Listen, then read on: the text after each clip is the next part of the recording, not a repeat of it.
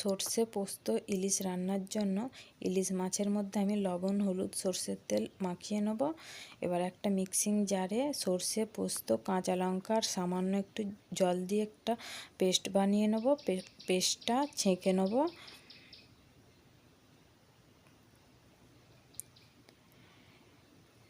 কড়া গরম হয়ে গেছে, আমি এর মধ্যে দিয়ে দেবো সর্ষের তেল। তেল গরম হয়ে গেছে, ওর মধ্যে মাছগুলো দিয়ে দেবো।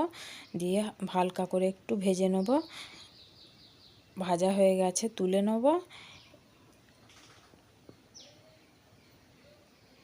এবারে ওই তেলের মধ্যেই আমি ফোড়নে দেবো কালো জিরে, কাঁচা লঙ্কা, দিয়ে দেবো পরিমাণ মতো লবণ, হলুদ গুঁড়ো, একটু নেড়ে নিয়ে সর্ষে পোস্তর পেস্টটা দিয়ে দেবো। ফুটে গেছে, এর মধ্যে ভেজে রাখা মাছগুলো দিয়ে দেবো।